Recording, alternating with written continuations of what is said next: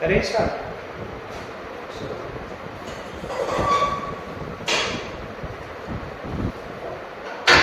Chapter की heading है D and F block. उससे पहले थोड़ा सा बेसिक बता देता हूँ उससे रिलेटेड।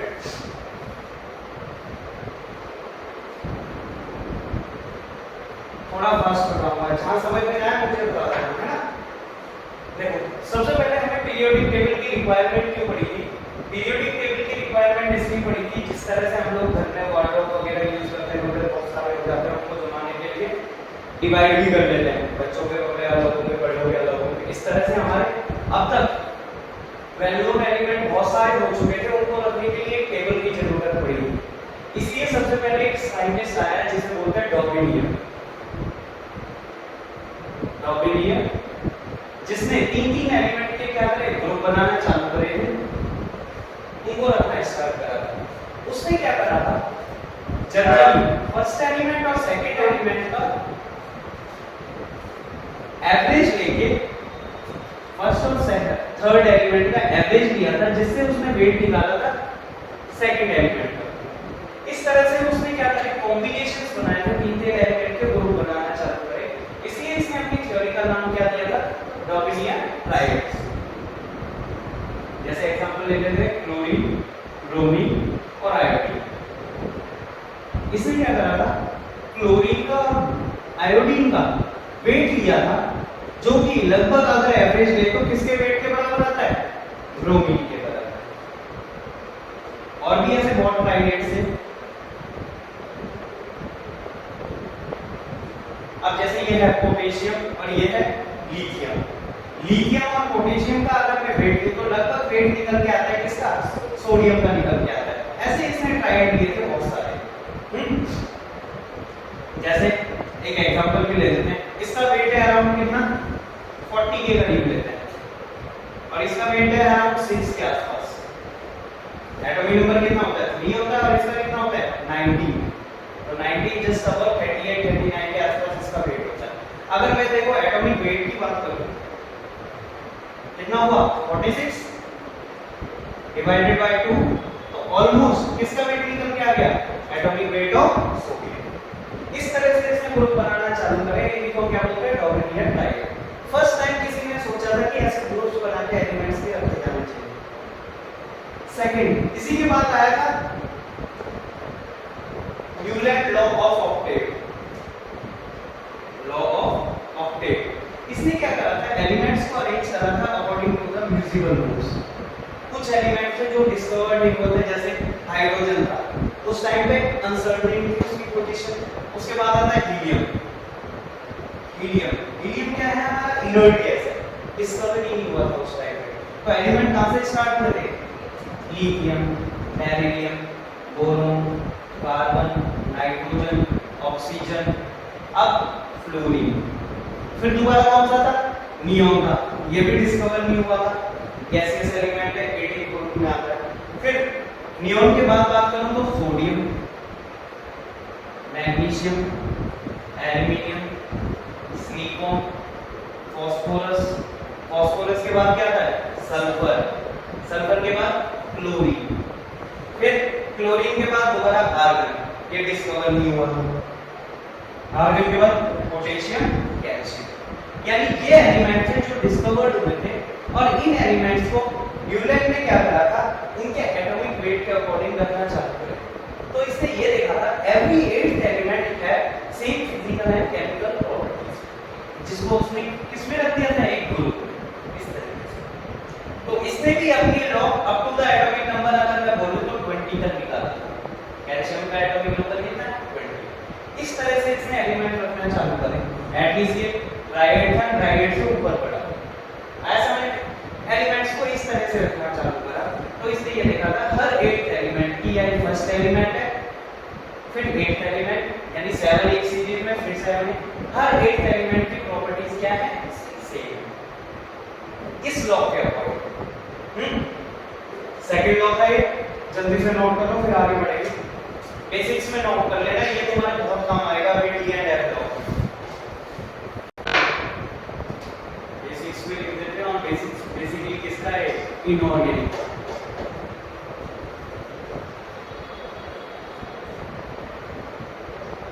इसके बाद एक साइंटिस्ट आया, तुम लोगों ने नाम नहीं सुना होगा, Mendeleev,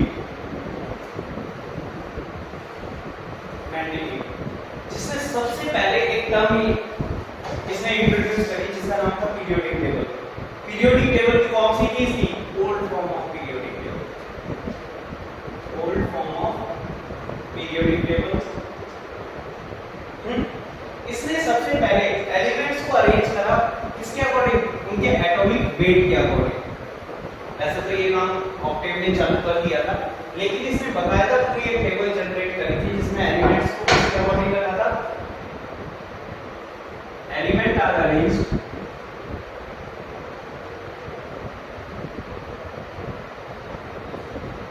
according to their atomic weight, according to their atomic, short form में लिख देता हूँ atomic weight।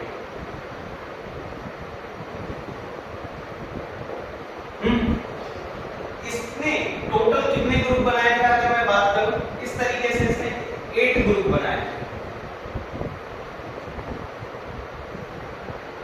1 2 3 4 5 6 8 ग्रुप बनाए थे इसने टोटल ऐसे।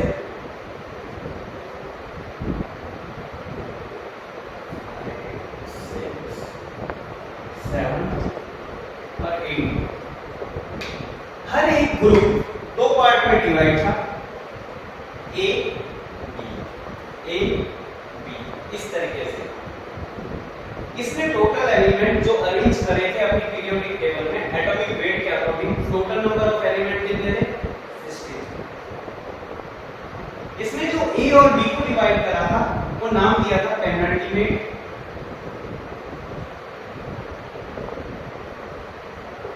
And pre penultimate.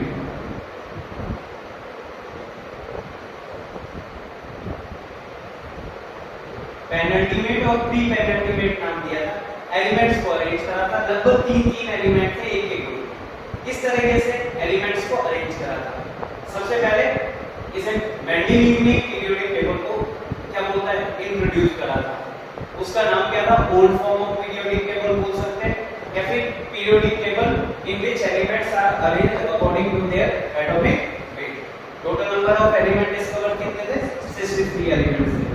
पेनल्टीमेट और प्री पेनल्टीमेट करके बहुत सी कमियां थी इसके पीरियोडिक टेबल में, लेकिन फर्स्ट टाइम एटलीस्ट इसने एक स्टेप उठाया तो एलिमेंट्स को अरेंज करा था इसके अंदर। इसकी कुछ डिमेरिट्स थी जिसकी वजह से इसकी ये टेबल आगे मोज़ले ने मॉडिफाई करी थी, new form of periodic table. Demerits क्या क्या थी? एक तो हाइड्रोजन की पोजीशन क्या थी? अनसर्टेन।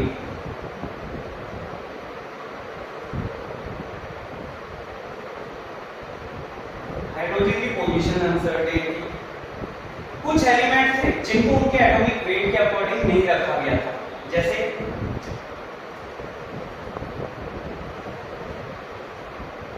एल्यूमिनियम के बाद गैलियम वगैरह कुछ एलिमेंट आते हैं, उनको उनके एटॉमिक वेट के अकॉर्डिंग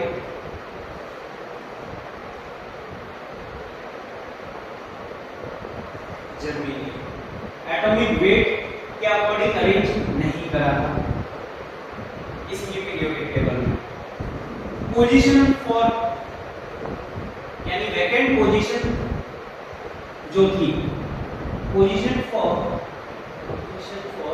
न्यू एलिमेंट, उनके लिए स्पेस नहीं छोड़ा था। तो ये इसकी कुछ जनरल डिमेरिट्स थी जिसकी वजह से ये ज्यादा नहीं चली। लेकिन जब तक मैं डिस्कवर नहीं हुई थी तब तक ये पीरियोडिक टेबल चलेगी। इसे क्या भी बोल देते हैं? Mendeleev periodic table. बस पेनल्टीमेट और प्री पेनल्टीमेट इसने किसके अकॉर्डिंग नेम्स रखे थे कि ऐसे जिसमें वैलेंस इलेक्ट्रॉन ज्यादा होते हैं और वैलेंस इलेक्ट्रॉन कम होते हैं, यानी न्यूक्लियस के पास अगर इलेक्ट्रॉन ज्यादा होते हैं तो हम उसे प्री पेनल्टीमेट बोल देते हैं, अगर इलेक्ट्रॉन्स कम होते हैं, दूर ज्यादा होते हैं तो पेनल्टीमेट्स बोल देते हैं। बस एक नाम रखा था प्री पेनल्टीमेट और पेनल्टीमेट।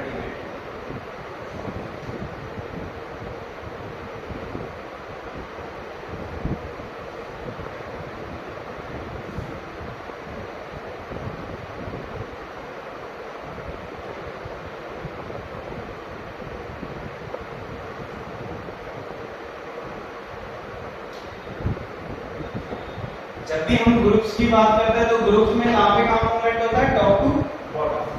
जब भी ग्रुप्स की बात करेंगे ऊपर से नीचे की तरफ, अगर लिखना भी चाहो तो लिख देना ग्रुप में टॉप टू बॉटम। और जब पीरियड्स की बात करेंगे तो मूवमेंट होता है लेफ्ट टू राइट। किसके अंदर, पीरियड्स के अंदर,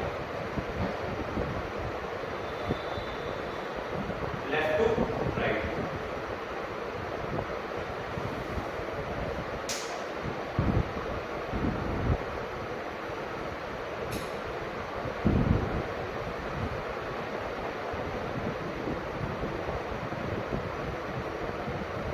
हो गया, रब कर दूं।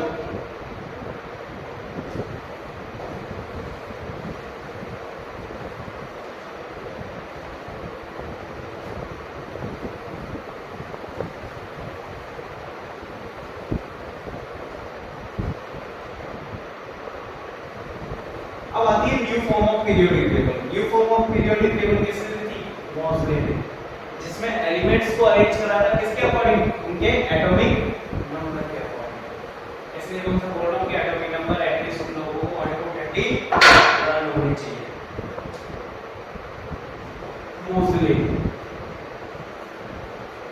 मोसले पीरियोडिक टेबल, या फिर इसे क्या भी बोल देते हैं, new form of periodic table. अभी जो हम पढ़ रहे हैं सब जगह new form of periodic table, या फिर इसे क्या भी बोल देते हैं, modern periodic table. Modern periodic table.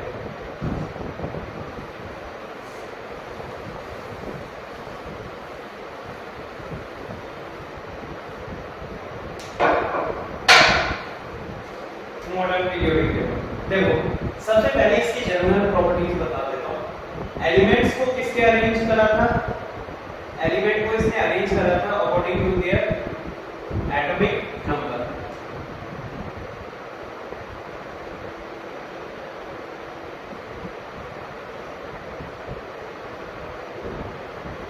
Short form में लिख देते हैं एटॉमिक टोटल नंबर ऑफ, अगर पीरियड्स की बात करें, पीरियड में मूवमेंट कहां से कहां होता है, अभी बताया था, लेफ्ट से राइट की तरफ, इस तरफ से। टॉप टू बॉटम बात करेंगे तो ग्रुप्स की या कॉलम की। पीरियड होते हैं इसमें 1 to 7, total 7 period. Group, group में मूवमेंट अब होता है हमारे टॉप टू बॉटम या कॉलम बोल देते हैं, ग्रुप से कॉलम भी बोल देते हैं। कॉलम कितने ग्रुप होते हैं टोटल, 0 to 80। मूवमेंट देखेंगे इसकी पीरियड में लेफ्ट टू राइट, और इसमें top to bottom.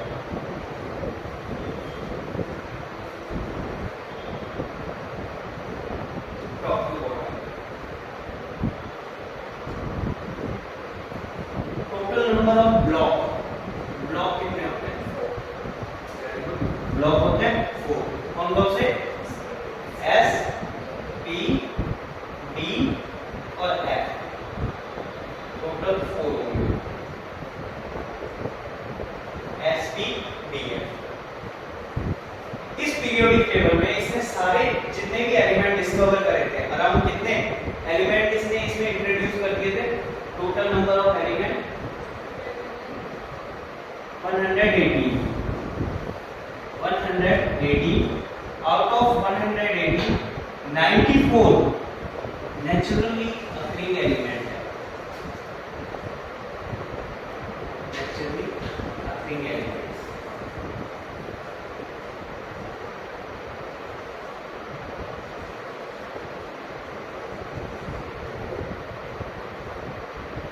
Naturally occurring element क्या बोलते हैं, डायरेक्ट जिन्हें अर्थ क्रस्ट से निकाला गया। जबकि हम लोग खुदाई करते हैं एल्यूमिनियम, आयरन, इस तरह से निकालते हैं ना अर्थ क्रस्ट में से।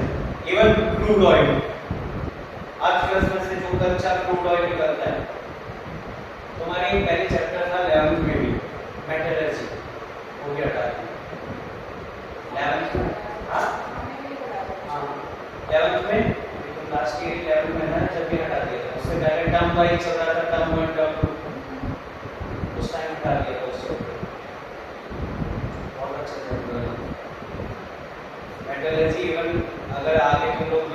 वगैरह करोगे तो एक पूरी ब्रांच है मेटलर्जी बीटेक।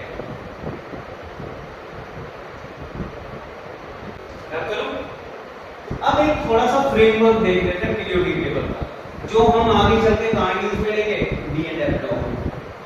पता होना चाहिए पीरियोडिक टेबल में किस तरह से हम ग्रुप लेते हैं, किस तरह से एलिमेंट लेते हैं। ये देखो, ये सब कुछ जब हम छोटी क्लास से चलते हैं, तुम लोगों ने देखो स्टार्टिंग से जब पढ़ाई करी हुई, तुम्हारी साइंस किस नाम से आती थी, ईवीएस, एनवायरमेंटल साइंस। धीरे धीरे तुम लोग आए 10th क्लास में साइंस आ गया, 9th से ही चालू होता है, 8 से भी होता है, 8 9 10 में तुम्हारा साइंस से चलता है। अगर तुम 11th में ले लेते हो तो फिजिक्स केमिस्ट्री बायो में डिवाइड हो जाता है।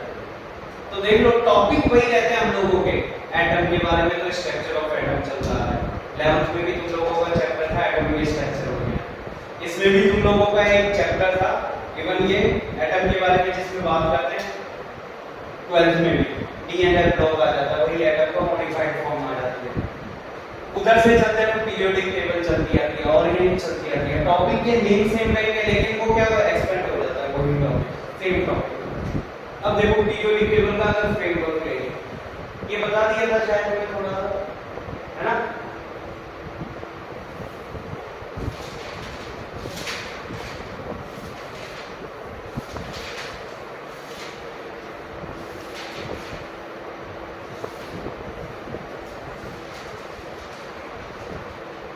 ये तुम्हारे जनरल पीरियोडिक टेबल है, ये पूरा का पूरा तुम्हारा एस ब्लॉक, ये होता है डी ब्लॉक, ये होता है पूरा का पूरा बी ब्लॉक, और ये होता है इधर एफ ब्लॉक।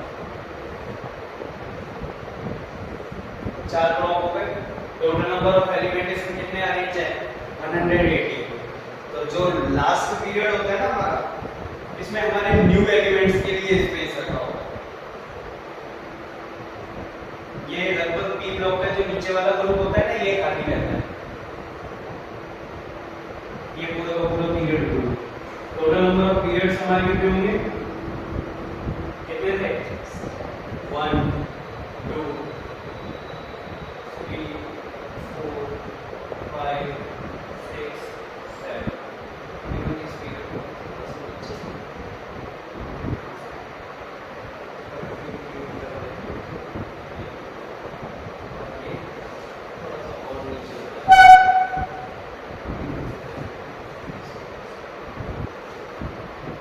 फोर्थ पीरियड से चालू होता है हमारा डी ब्लॉक, 4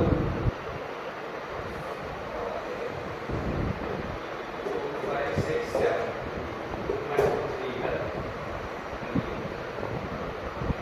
सबसे पहला एलिमेंट हाइड्रोजन। इधर पहला एलिमेंट हमारा कौन सा रहेगा, हीलियम। लगभग पूरा ले लेते हैं, हीलियम। इधर बात करें दूसरा,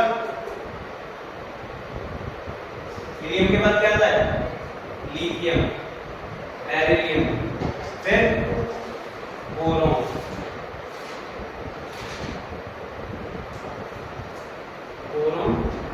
कार्बन, नाइट्रोजन, ऑक्सीजन, फ्लोरीन, और उसके बाद नियोन, फिर sodium, magnesium, aluminium, silicon, phosphorus, sulphur. अभी अभी में देखो हमने कितनी बार रिपीट कर दिए सारे। सल्फर के बाद क्लोरीन, फिर आर्गन। यही सब कुछ चल रहा है हमारा, 1 2 आर्गन, पोटेशियम, कैल्शियम, इवन ये भी ले लो स्कैंडियम। बोलते जाओ मेरे साथ साथ, स्कैंडियम के बाद titanium, V for vanadium, chromium, manganese, iron, cobalt, निकल, कॉपर, जिंक।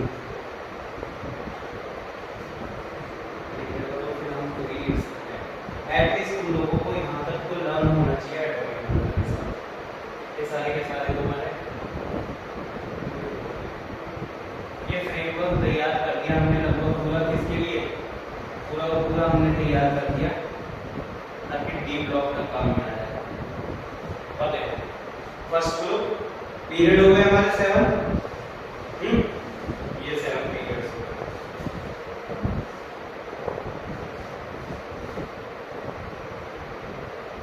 फर्स्ट 2 3 थर्ड से लेके लगभग 12 यहाँ तक होंगे 4 5 6 7 8 9 10 11। फिर 13 से लेके 14 15 16 17 18 ये पूरा हुआ।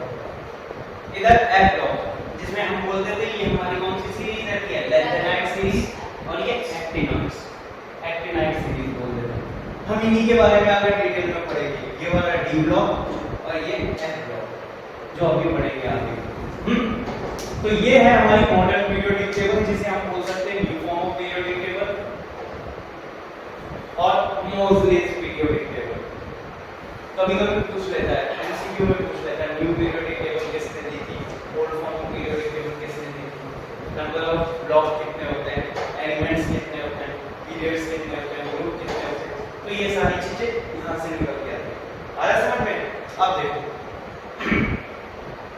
ये एस ब्लॉक है हमारा पूरा का पूरा, ये डी ब्लॉक है, ये पी ब्लॉक है और ये एफ ब्लॉक है। तुम लोगों ने एक डिवीजन देखा होगा, याद करो थोड़ा सा, मेटल नॉन मेटल, अगर 10th में चलो फिर 11th में आया पीरियोडिक टेबल एंड पीरियोडिसिटी, उसमें देखी होगी ये चीजें। एक लाइन होती है अलग कलर से, ग्रीन कलर से शो कर देते हैं, यहाँ पे ऑरेंज चल रहा है, वहां पे ब्लू चल रहा है, यानी इन एलिमेंट्स के साथ ये सारे लेफ्ट हैंड जितने भी हैं सारे के सारे क्या हैं हमारे मेटल्स। मेटल्स है, मेटल्स की प्रॉपर्टीज तुम लोगों ने 10th क्लास में पढ़ी थी। Metals are malleable, ductile, lustrous, electron donating nature रहता है। जनरली क्या बनाते हैं, हाइड्रोक्साइड बनाते हैं। OH के साथ रिएक्शन करके क्या बनाते हैं, हाइड्रोक्साइड बनाते हैं। जैसे मान लो Na+OH क्या बनाएगा, NaOH। मैग्नीशियम के साथ अगर रिएक्ट करा दिया OH को तो 2OH- ले लेते हैं क्योंकि ये +2 रहता है, तो मैग्नीशियम डाइहाइड्रोक्साइड बनाता है। आ रहा है समझ में? मेटल्स तो हाइड्रोक्साइड बनाते हैं और इसके राइट हैंड साइड में क्या होते हैं, नॉन मेटल्स। ये क्या बनाते हैं, हाइड्रोजन के साथ हाइड्राइड्स, हाइड्रोजन फ्लोराइड्स। इधर से हाइड्रोजन फ्लोराइड्स वगैरह है, क्लोराइड्स वगैरह है, ये मेटल इस तरीके से बनाते हैं। इनकी प्रॉपर्टीज जनरली क्या होती है, इलेक्ट्रॉन डोनेट करके, क्योंकि इन पे चार्ज क्या होता है, पूरे पे चार्ज है +1, पूरे ग्रुप पे चार्ज क्या है +1, यानी ऑक्सीडेशन नंबर S ग्रुप की अगर देखूं जिसमें भी अल्कली मेटल और अल्कली अर्थ मेटल, इनका नाम क्या होता है, शॉर्ट फॉर्म में बोल देते हैं, इसे क्या बोल देते हैं, अल्कली मेटल्स। और इसे अल्कली अर्थ मेटल्स।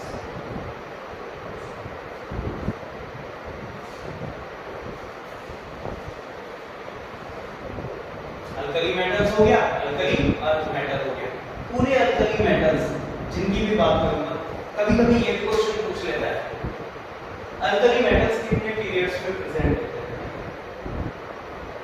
1 से लेके 7 पीरियड्स की बात कर रहा हूं ना, लेफ्ट टू राइट, 1 से लेके 7 तक। जैसे मीडियम, सीरियम, फ्रेंचियम, सारे के सारे अल्कली मेटल, सबके ऑक्सीडेशन स्टेट +1। पूरे ग्रुप के ऑक्सीडेशन स्टेट +1 है। क्यों? क्योंकि इसके अंदर वैलेंस इलेक्ट्रॉन कितने हैं, 1। सारे के सारे कितने इलेक्ट्रॉन डोनेट कर सकते हैं, maximum 1। Hydrogen 1, lithium 1, sodium 1, potassium 1। किसी भी कॉन्फ़िगरेशन देख लो, जैसे पोटेशियम 90, तुम लोगों के अकॉर्डिंग पहले शेल सिस्टम से 2 8 8 कितने हो गए, 80, एक इलेक्ट्रॉन बैलेंस कर, इसलिए ऑक्सीडेशन स्टेट +1। आ रहा है समझ में? कौन सी मेटल, अल्कली मेटल्स। इनकी बात करें तो इनकी ऑक्सीडेशन स्टेट है पूरी सीरीज की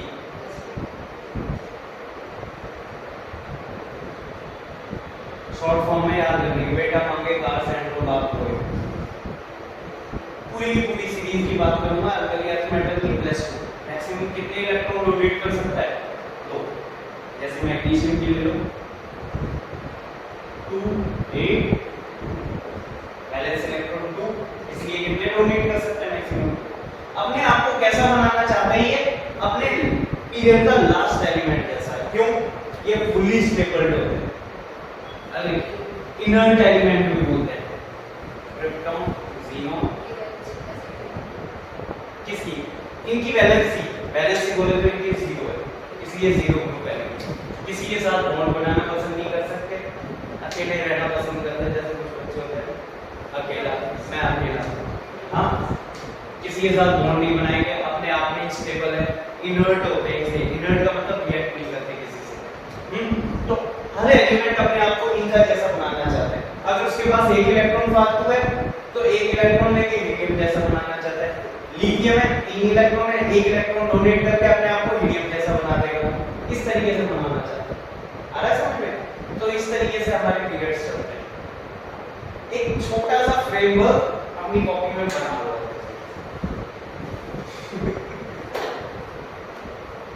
थोड़ी सी दिक्कत होगी, लेकिन एक बार एटलीस्ट तुम लोग हाथों से बनाओगे ना तो याद रहेगा। 0 ग्रुप और 8 ग्रुप।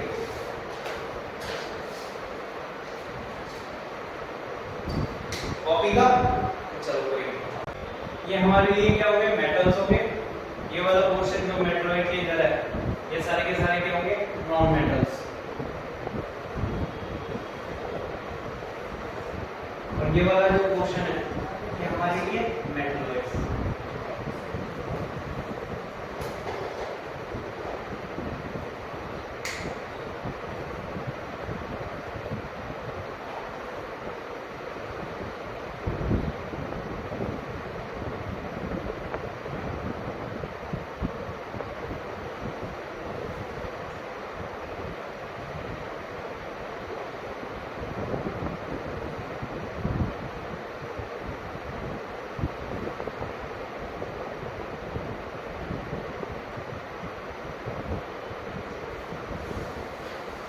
टाइम लगेगा बनाने में, और ज्यादा अच्छी बनानी है तो घर पे बनाते हैं। कुछ एलिमेंट्स कर लो, इवन अपनी स्टडी टेबल के सामने भी इसे लगा सकते हो। तुम्हारे एटॉमिक नंबर और पीरियोडिक टेबल तुम्हारी स्टडी टेबल के सामने भी लगा दो, ताकि तुम लोगों को याद रहे। याद रखना है इनके एटॉमिक नंबर देखोगे तो कितना है? 21, 22, 23, 30, सिंपल 30।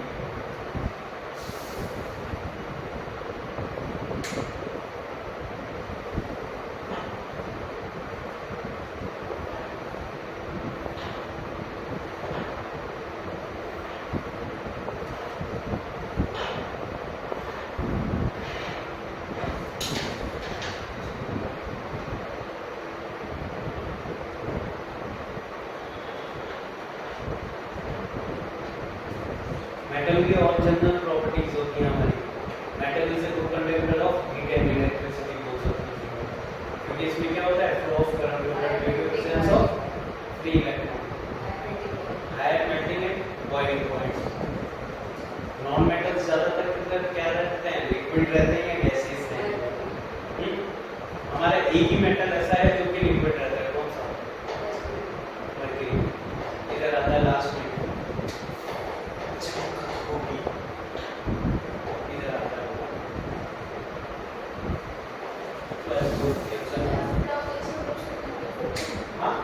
एफ ब्लॉक में। देखो एफ ब्लॉक में टोटल नंबर ऑफ एलिमेंट्स होते हैं 28, 14 ऊपर की सीरीज में होते हैं, 14 नीचे की सीरीज में।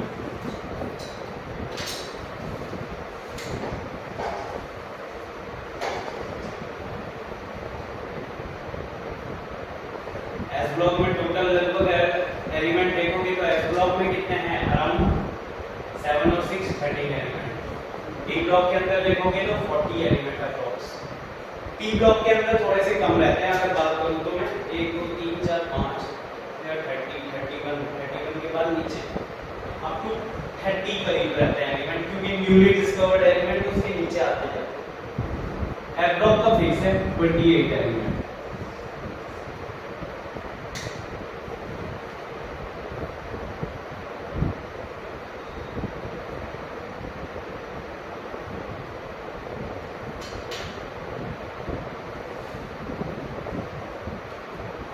ये हमें अप्रोक्सीमेशन चलता रहता है 30 to 35 के आसपास, बाकी न्यूली डिस्कवर्ड एलिमेंट आते जाते हैं।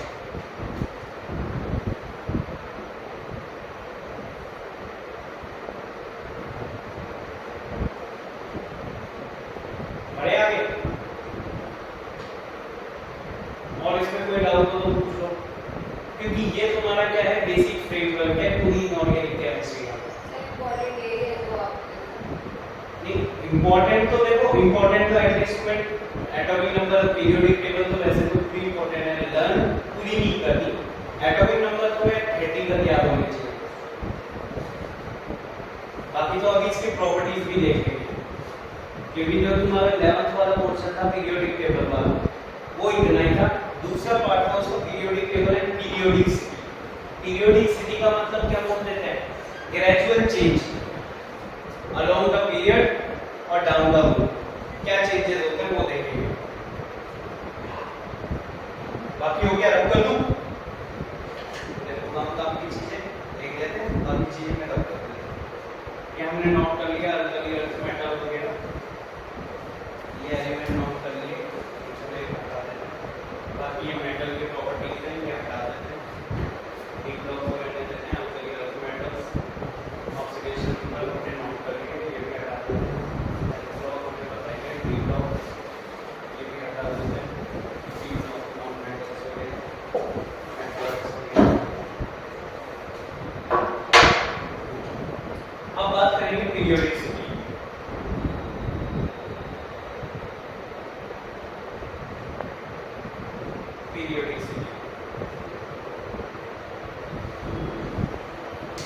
पीरियोडिसिटी का मतलब यही है, gradual change in different properties along the period और डाउन द रूट।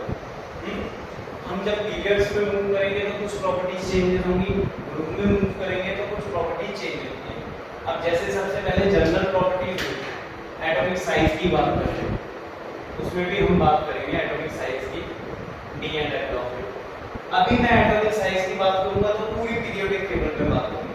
जब डी एंड एफ ब्लॉक में पढ़ेंगे तो केवल इसकी बात करेंगे, और फिर एफ ब्लॉक के अंदर लेक्टिनाइड और एक्टिनाइड इसकी बात करेंगे। एटॉमिक साइज, अब जब देखो एटॉमिक साइज में हम लेफ्ट टू राइट मूव करते हैं, साइज कम होगा या ज्यादा होगा? हाँ, पहले कम होगा, फिर मीडियम होगा, फिर ज्यादा। ये छोटा सा ट्रेंड उसके लिए है, डी ब्लॉक के लिए। ओवरऑल इसके लिए अगर हम बात करें तो एटॉमिक साइज क्या होता है, अलोंग द पीरियड कम होता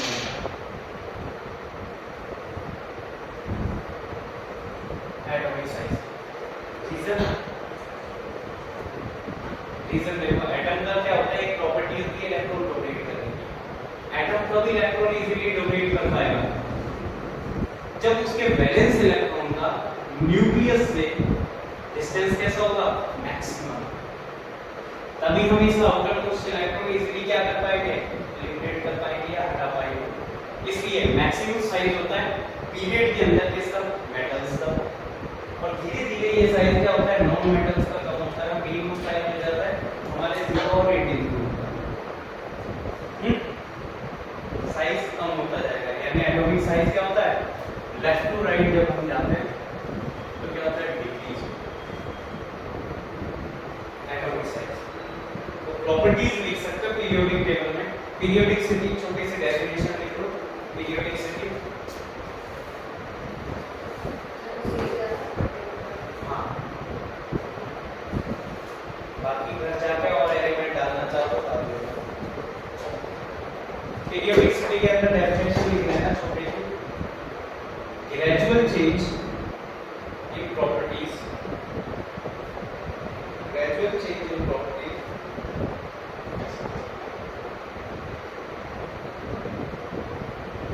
along the period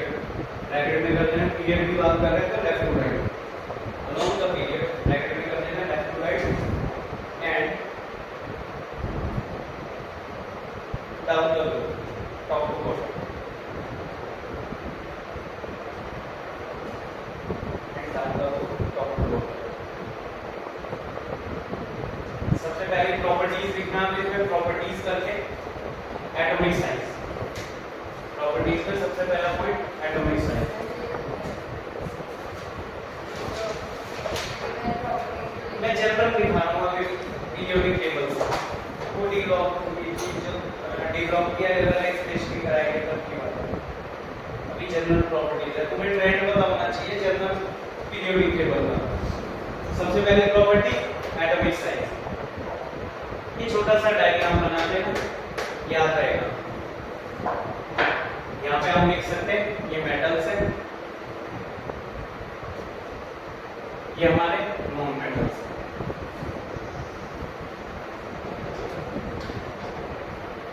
मेटल्स और नॉन मेटल्स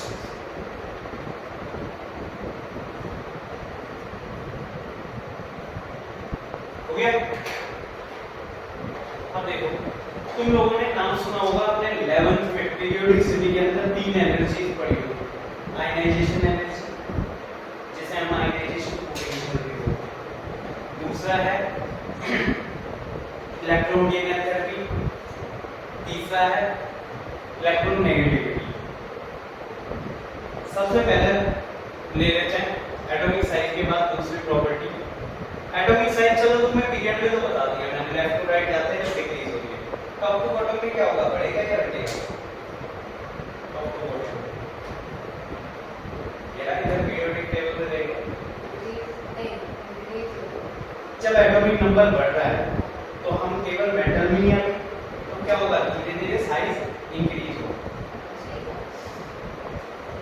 आ रहा है समझ में? क्योंकि हम ग्रुप में चल रहे हैं। एटॉमिक साइज ग्रुप में क्या होता है, इंक्रीज होता है। और वो क्या था, पीरियड में। पीरियड में डिक्रीज होता है और ग्रुप में इंक्रीज होता है। पीरियड और ये छोटा सा डायग्राम बना दो इसका, ग्रुप में इंक्रीज।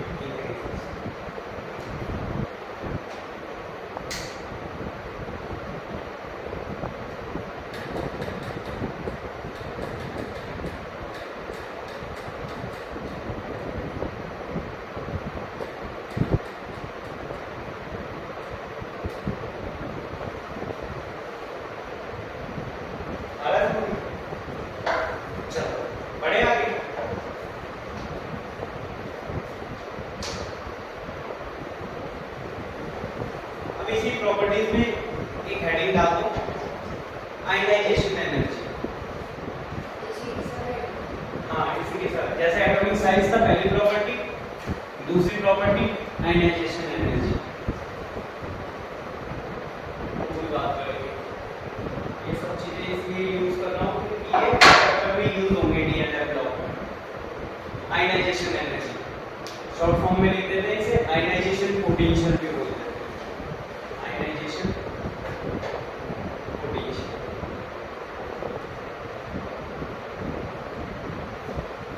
कई बार आई से डिनोट करते थे आयनाइजेशन एनर्जी, कई बार आई से। याद रखना दोनों एक ही चीज है ना? तुम्हारे टीचर ने कुछ भी काम में लिया हो दोनों सेम चीज है। आयनाइजेशन हाँ हाँ, हम लोग फिजिक्स में काम में लेते हैं फर्स्ट चैप्टर में, इलेक्ट्रोस्टैटिक है ना पहला चैप्टर। दूसरा हमारा इलेक्ट्रिक करंट।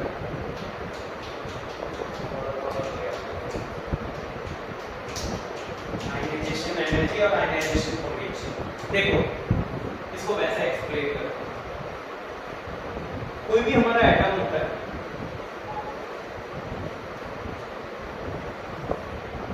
ये हमारा न्यूक्लियस जिसके अंदर न्यूट्रॉन और प्रोटॉन होंगे, ये हमारे इलेक्ट्रॉन्स हैं। कौन से, आउटर मोस्ट शेल में है तो कौन से इलेक्ट्रॉन्स होंगे, ये फोर्स से बाउंड कर रहे हैं, न्यूक्लियस का पॉजिटिव चार्ज और इसका नेगेटिव। कौन सा फोर्स है, इलेक्ट्रोस्टैटिक फोर्स ऑफ अट्रैक्शन बोल सकता हूं, जैसे कूलम्बियन फोर्स बोल सकता हूं, जो हमारा फर्स्ट चैप्टर का है। ये आपस में एक दूसरे फोर्स से अपोजिट चार्ज है। अगर फोर्स भी लेंगे तुम्हारा इलेक्ट्रोस्टैटिक फोर्स ऑफ अट्रैक्शन ये Q1 Q2 upon R²। First chapter ये है ना, ये Q1 Q2 upon R², charge भी चेंज हो सकता है। मैं एग्जॉस्ट चला दूंगा अगर इधर बैठना है ना, कि Q1 Q2 अपॉन R²। कोई भी दो चार्जेस के साथ, जैसे ये न्यूक्लियस का ले लिया, एक पॉजिटिव चार्ज एक Q2 ले लिया मैंने, इलेक्ट्रॉन नेगेटिव चार्ज, दोनों एक डिस्टेंस से एक दूसरे से डिफरेंशिएट है, वो r स्क्वायर ले लिया। इस फोर्स को ही हम लोग क्या बोलते थे, कूलम्बियन फोर्स और इलेक्ट्रोस्टैटिक फोर्स, जिसमें बैलेंस इलेक्ट्रॉन किससे अटैच होता है, अपने न्यूक्लियस से। अब जब ये फोर्स से अटैच है, मुझे एक बैलेंस इलेक्ट्रॉन इसमें से रिमूव करना है, क्योंकि मेटल की प्रॉपर्टीज है, इलेक्ट्रॉन रिमूव करेगा कोई और नहीं आएगा। तो इस बैलेंस इलेक्ट्रॉन को रिमूव करने के लिए मिनिमम अमाउंट ऑफ एनर्जी जो चाहिए, उसे ये क्या बोलते हैं, आयनाइजेशन एनर्जी या आयनाइजेशन। एक लाइन के लिख लो इसी में, आयनाइजेशन एनर्जी में minimum amount of energy, minimum amount of energy which is required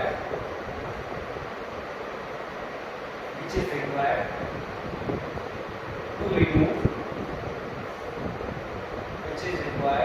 remove most loosely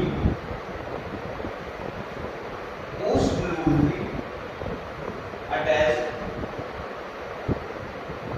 valence electron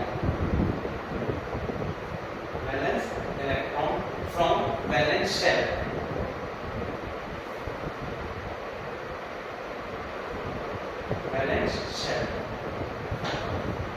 same क्या बोलेंगे, आयनाइजेशन एनर्जी या आयनाइजेशन पोटेंशियल। कई बार हम इसे क्या भी रिप्रेजेंट करते हैं, अगर एक मान लो यही मेरा कौन सा एलिमेंट होता, सोडियम बोल देता मैं इसे 2, इधर कितने होते हैं 1 2 3 4 5 6 7 और ये 8, और इलेक्ट्रॉन हमारा 2 8 1। इलेक्ट्रॉनिक कन्फिगरेशन किसकी है, सोडियम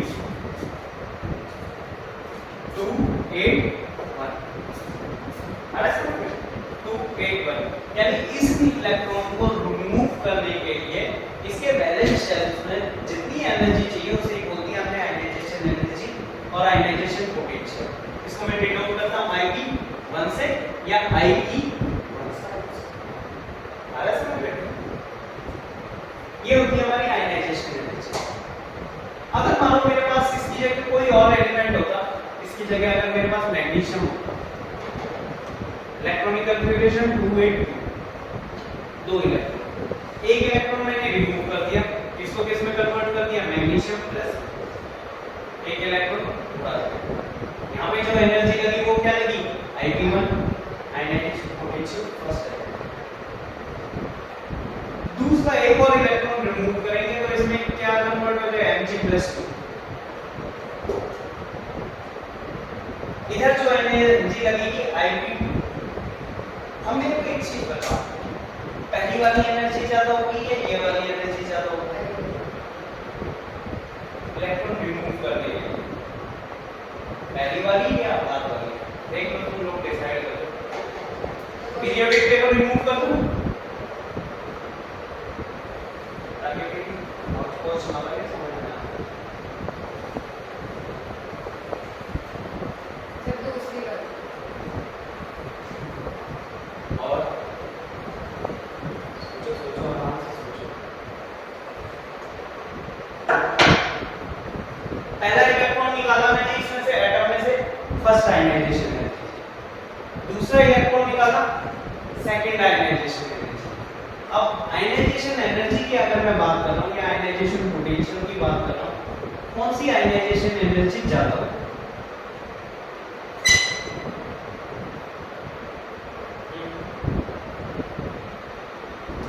वन 2 ये ना। अब देखो यही ज्यादा होगी, कैसे, इसमें 2 इलेक्ट्रॉन निकाल देखो पहला फोर्स था हमारा जो 2 इलेक्ट्रॉन को बाउंड करके रखा, यानी डिवाइडेड फोर्स हो गया, एक को रिमूव कर दिया। अब वो सारा फोर्स किसको बाउंड करने में लग गया, इसको। तो इसको रिमूव करने के लिए और ज्यादा एनर्जी चाहिए, यानी जैसे जैसे मैं एटम के इलेक्ट्रॉन निकालता जाऊंगा, आयनाइजेशन एनर्जी क्या होगी, सक्सेसिवली इंक्रीज होती चलेगी जितने निकालते। आ रहा है समझ? तो आयनाइजेशन एनर्जी का ऑर्डर हमेशा क्या रहेगा, यही रहेगा। फर्स्ट सेकंड के उससे ज्यादा, थर्ड के उससे ज्यादा। तो कभी भी आयनाइजेशन एनर्जी या आयनाइजेशन पोटेंशियल का ऑर्डर पूछे तो कैसा रहेगा? इंक्रीजिंग। क्या रहेगा?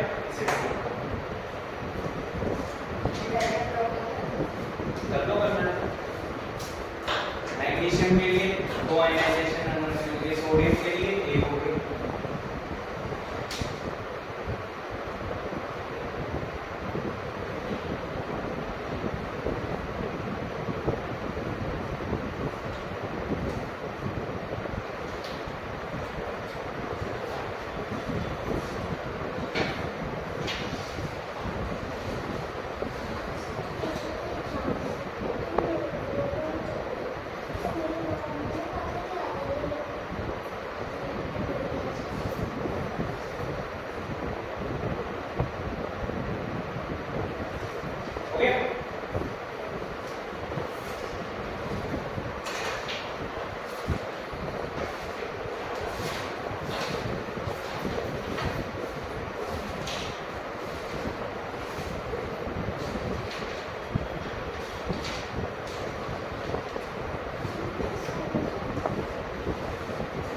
Electron gain enthalpy, electron gain enthalpy EGA।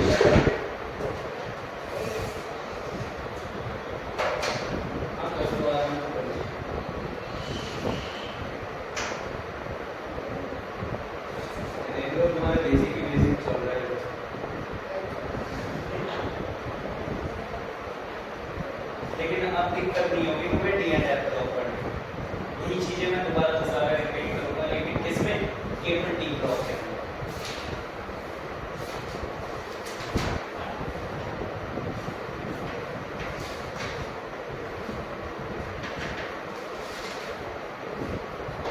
ये हमारा न्यूक्लियस। अच्छा, न्यूक्लियस किसने डिस्कवर करा था?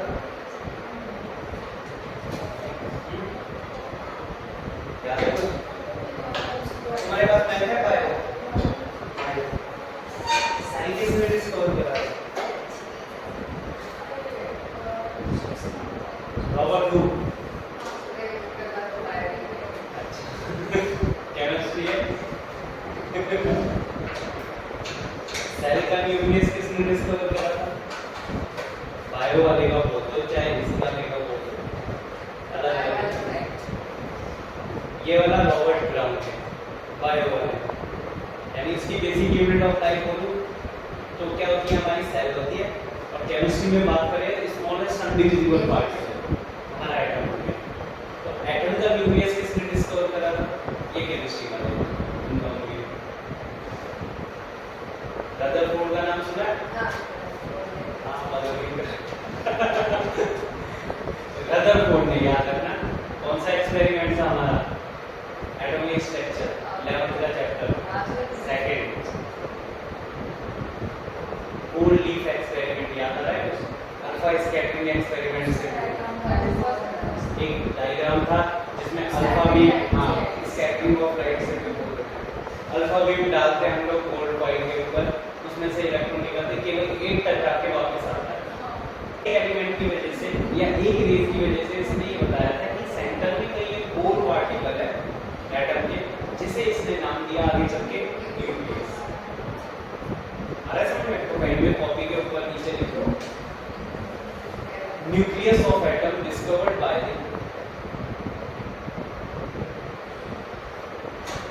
nucleus of atom discovered by Rutherford.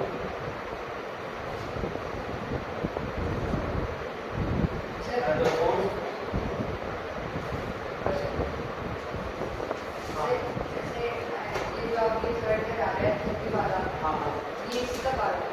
हाँ, इसी के में ही लिख रहे हैं थोड़ा सा।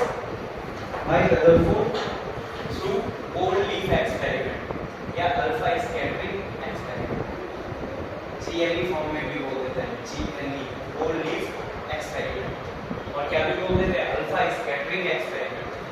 अल्फा पार्टिकल का कंपार्टमेंट जिसके टोटल है।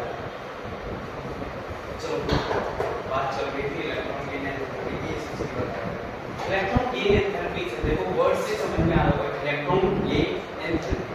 एंथैल्पी टर्म तुमने सब पढ़ा होगा 11th में, del H, change in enthalpy, या तो एनर्जी का एब्जॉर्प्शन या एनर्जी का रिलीज, जैसे एब्जॉर्प्शन भी बोल देते हैं। अगर थोड़ा बहुत याद है तो एंडोथर्मिक और एक्सोथर्मिक। एंडो में क्या करता है, एब्जॉर्ब करता है, और एक्सो में क्या करता है, रिलीज करता है। इसी चेंज को हम क्या बोल देते हैं, एंथैल्पी बोल देते हैं, चेंज इन एंथैल्पी। अब देखो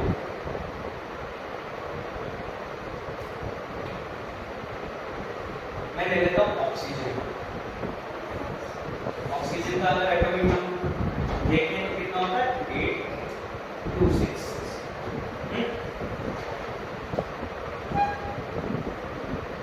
ऑक्सीजन को अपने आप को फुली फिल्ड करने के लिए कितने और इलेक्ट्रॉन चाहिए, इसकी तरह बनने के लिए नियॉन, जो कि फुली फिल्ड है, एटॉमिक नंबर कितना है 10, 8 इलेक्ट्रॉन ऑलरेडी है, कितने चाहिए, तो एक इलेक्ट्रॉन आके इसके वैलेंस शेल में जुड़ेगा, तब इसमें से कुछ एनर्जी क्या होगी, रिलीज होगी। इसी एनर्जी को क्या बोलते हैं, electron gain. The amount of energy releases when an electron is attached to its valence shell, उसी एनर्जी को बोल देते हैं इलेक्ट्रॉन गेन एंथैल्पी। यानी इलेक्ट्रॉन के गेन होने से जो एनर्जी रिलीज होती है उसे ही हम इलेक्ट्रॉन गेन एंथैल्पी बोलते हैं। एक डेफिनेशन लिख लो छोटी सी।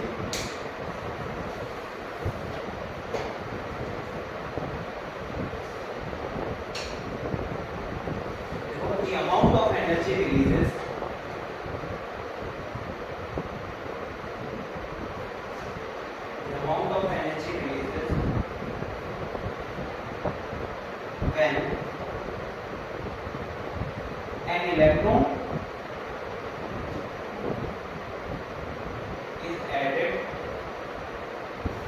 when an electron is added to their valence shell,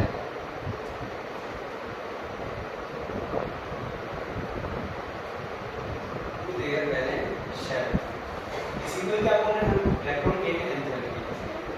ये नोट कर लो।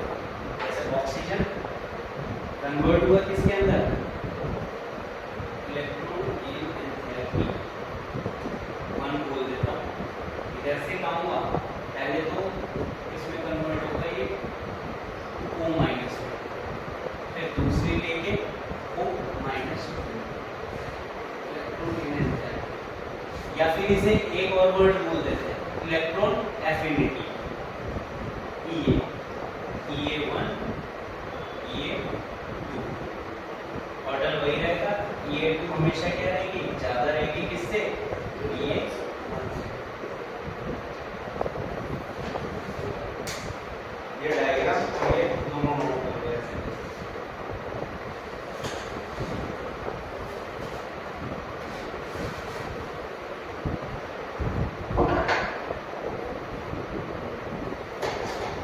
हो गया।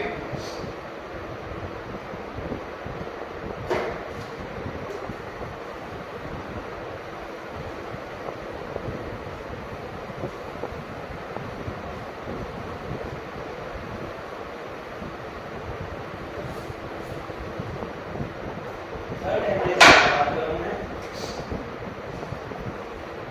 Electron negativity.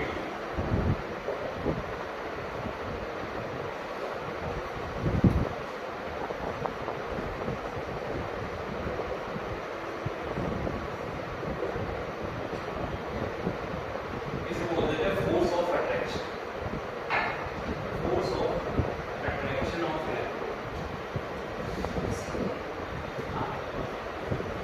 Electron negativity, force of attraction of electron. जैसे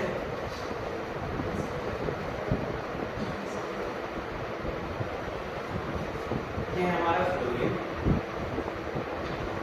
ये हमारा हाइड्रोजन,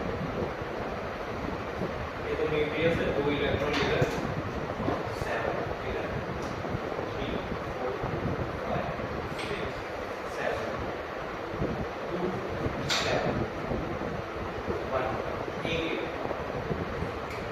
फ्लोरीन अपनी किस पावर से इसका एक इलेक्ट्रॉन अपने वैलेंस शेल में ऐड कर लेता है और अपने आप को किस में कन्वर्ट कर लेता है, नियॉन। तो इसकी इसी पावर को बोल सकते हैं इलेक्ट्रॉन नेगेटिविटी ऑफ फ्लोरीन। जिस पावर से ये इसके इलेक्ट्रॉन अपनी साइड अट्रैक्ट करते हैं। पूरी पीरियोडिक टेबल में मैक्सिमम इलेक्ट्रोनेगेटिविटी याद रखना किसकी होती है? क्लोरीन की होती है। मैक्सिमम इलेक्ट्रोनेगेटिविटी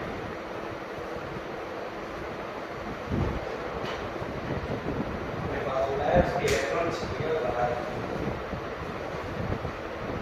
लास्ट में होते हैं दूसरी वाली छिपके बाहर पूरी भी ये काम करता है, दूसरी इलेक्ट्रॉन छिपका बाहर।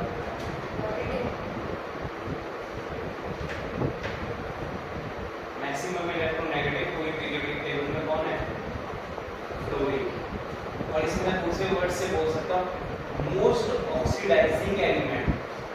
ऑक्सीडाइजिंग एलिमेंट उसका ऑक्सीडेशन कर देगा, अपना रिडक्शन कर देगा, यानी उसके इलेक्ट्रॉन छीन लेगा और अपने आप को गेन कर देगा। उसमें पॉजिटिव चार्ज आ जाएगा, ऊपर नेगेटिव एलिमेंट। इसकी पावर भी इलेक्ट्रोनेगेटिव में लिखनी है तो कितनी होती है? 4। शायद एनर्जी होती है इलेक्ट्रॉन को ऊपर रहता है।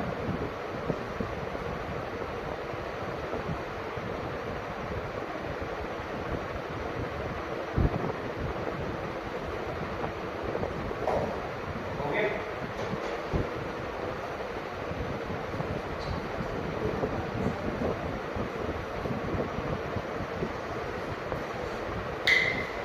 इसमें भी वही ऑर्डर रहेगा।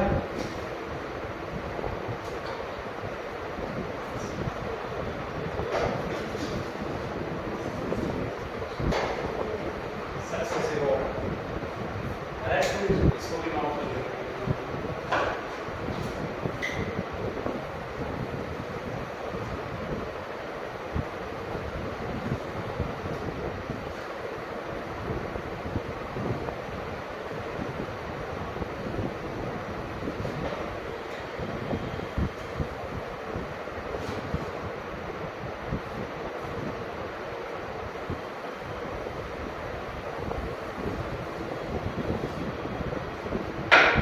देखो पीरियोडिक ट्रेंड एक ही बार में करना है। Periodic trend in periodic table.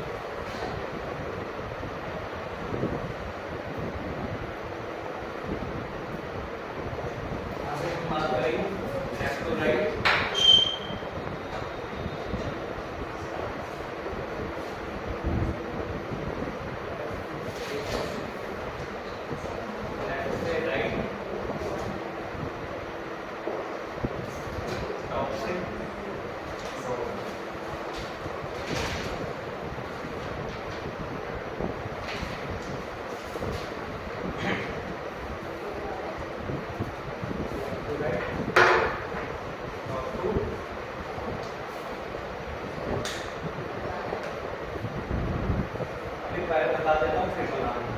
Left to right में किसकी बात कर रहा हूँ? पीरियोडिक टेबल में जब हम मूव करेंगे पीरियड के अकॉर्डिंग लेफ्ट टू राइट, तो कौन कौन सी अभी 3 तरह की पढ़ी है हमने एनर्जी। बस ये लास्ट टॉपिक कर लेता हूँ, तो बहुत ज्यादा लग रहा है। कौन कौन सी? आयनाइजेशन एनर्जी अभी पढ़ा था, इलेक्ट्रॉन एफिनिटी जैसे हमने इलेक्ट्रॉन एनर्जी में बोला था, इलेक्ट्रॉन नेगेटिविटी। 3 चीजें। जब भी हम लेफ्ट टू राइट मूव करेंगे मेटल से नॉन मेटल की तरफ जाएंगे तो ये हमेशा क्या होगी? इंक्रीज होगी। और जब भी इधर जाएंगे ionisation energy, electron affinity, electron negativity, इसके बाकी के नाम याद रख लेना। Ionisation potential, electron gain enthalpy, और ये तो इलेक्ट्रॉन नेगेटिविटी सिंगल है। टॉप टू बॉटम जाएंगे तो एक ये ट्रेंड होगा। दूसरा एटॉमिक साइज। जब भी मैं पीरियड में जाएंगे लेफ्ट टू राइट क्या होगा? डिक्रीज होगा। टॉप टू बॉटम जाएंगे एटॉमिक साइज इंक्रीज होगा। इधर से इधर जाएंगे और इधर से इधर जाएंगे तो डिक्रीज होगा।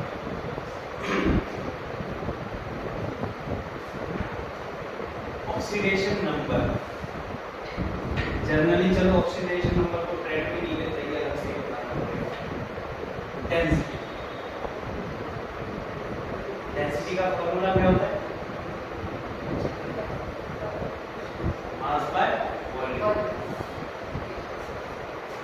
तो डेंसिटी एक ऐसी प्रॉपर्टी है, टॉप टू बॉटम पे भी जाएंगे तो इंक्रीज होगी क्योंकि मास बाय वॉल्यूम इंक्रीज हो रहा है, लेफ्ट टू राइट भी जाएंगे तो भी इंक्रीज। तो ये जनरल ट्रेंड है हमारी पीरियोडिक टेबल। ये तीन एनर्जीज को हमें पता होनी चाहिए, एटॉमिक साइज के बारे में पता होना चाहिए, ऑक्सीडेशन नंबर वगैरह वेरिएबल चीजें होती है, उनकी बात करेंगे डी ब्लॉक में। ये जनरल ट्रेंड में आना चाहिए। यही प्रॉपर्टीज हम किस में भी बात करेंगे, डी ब्लॉक में। ये डायग्राम एज इट इज बना, बहुत इंपॉर्टेंट डायग्राम है। हाँ, इन तीन को एक साथ ले लेते हैं। हाँ, और फिर जैसे हम ब्लॉक स्पेसिफिक आ जाते हैं, जैसे केवल मैं डी ब्लॉक की बात करूंगा जिसमें मेल्टिंग पॉइंट, बॉइलिंग पॉइंट भी होगा, ऑक्सीडेशन नंबर भी होगा और हाइड्राइड और ऑक्साइड की प्रॉपर्टीज भी होंगी। उनके अलग अलग ब्लॉक वाइज जनरल ट्रेंड इतनी है ना। वो फिर चक्कर क्या है, ग्रेजुअल चेंज नहीं होते, वो हम ट्रेंड में नहीं बता सकते। एक एलिमेंट का ऊपर जा रहा है, दूसरे का नीचे जा रहा है, दूसरा रेट पे कर रहा है, दूसरा नहीं कर रहा है, तो उसे हम ट्रेंड में नहीं ले पाते।